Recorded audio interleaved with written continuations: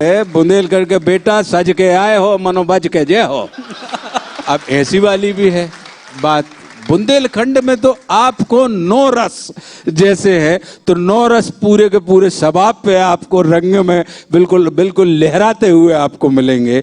तो हम बुंदेलखंड को जैसे भारत जो है वो विश्व का पॉकेट एडिशन है, मतलब बीज पुंज है कि अगर मान लीजिए परमात्मा ना करे कि विश्व समाप्त हो जाए और भारत बचा रहे, तो आप भारत से नए विश्व की सृष्टि फिर से कर सकते हैं। क्यों? क्योंकि भारत के अंदर समस्त संस्कृतियां, समस्त सभ्यताएं, समस्त वर्ण, समस्त वर्ग, समस्त जातियां, समस्त बोलियां, समस्त भाव, भाषा, व्यवहार, ज्ञान, विज्ञान, वो सब कुछ यहां पे उपस्थित है। तो जैसे भारत विश्व का बीज पुंज है, वैसे ही हमारा मित्र प्रदेश मध्य प्रदेश भारत का बीज पुंज है।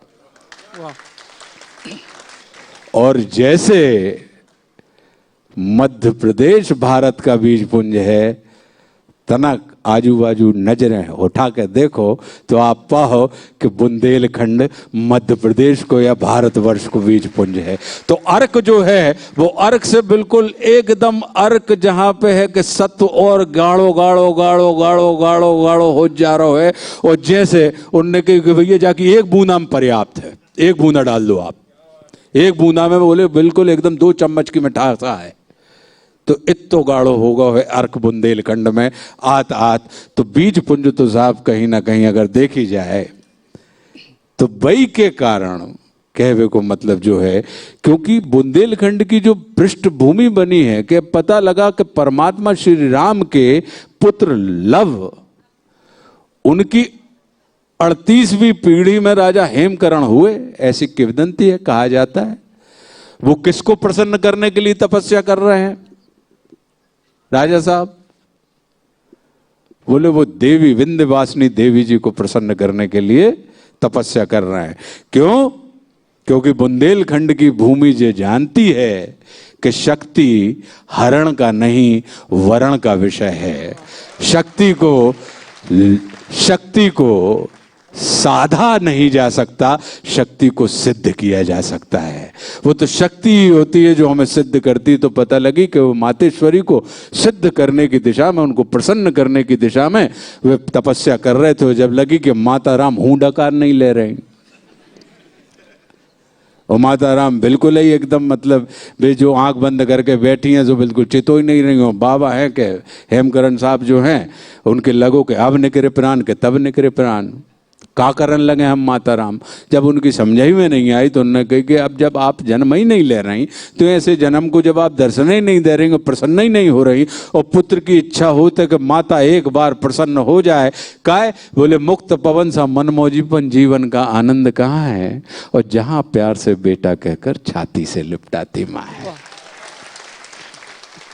कि जब वह वाली बात आ जाए, कहने का मतलब है, बोले जब माता राम प्रसन्न ही नहीं हो रही तो फिर जीवन को अर्थ का है।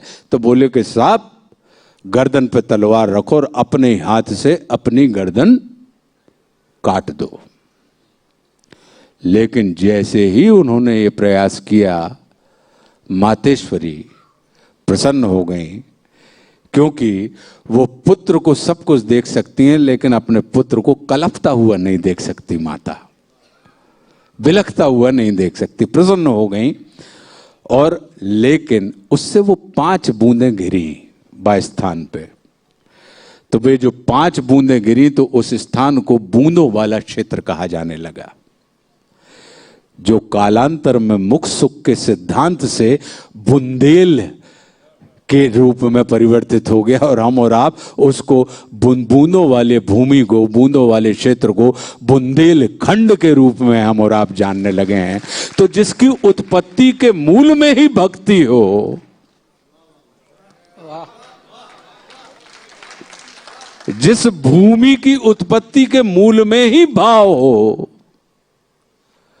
वहां तो परमात्मा श्री राम मातेश्वरी के संगे 11:30 नहीं वे तो और मन उनको लग तो रुचतो न तो लीला निपटाने थी उन्होंने कि तना मैंने चले में कर्नाटक तरफी चलो तना के एकदम एक काम करो यार जो काम भी तो इतने तो रमाई गए भूले गए कि हम का काम के लाने न करे घर से वे भूल गए। जैसे हम जब भी कहूँ जा तरफी आते हैं गाडर आडर वाले तरफी आते हैं सागर पहुंचा तो हम भूल जाते हैं कि हम कचू काम के लाने आए हैं। सभी भूल जाते हैं ये जो सुमत बैठे हैं हमें पूरा विश्वास है कि चाहे दिल्ली रहें या कहूँ रहें मनो जैसे ही जे अपने तक पहुंचे आप भूल गए कि हम काम के लाने आए थे। तो अचानक उनकी विस्मृति स्मृति में बदली जाम के मारे बेतनक 2.5 साल किस लाने न करेगा कि भैया पैदल ही पैदल तो चलने पद यात्रा है इतो टाइम लगे अब वो आदमी बैठो लंका में वो तो इतने आवे से रहो तो मोही हो तरफी जाने पड़े।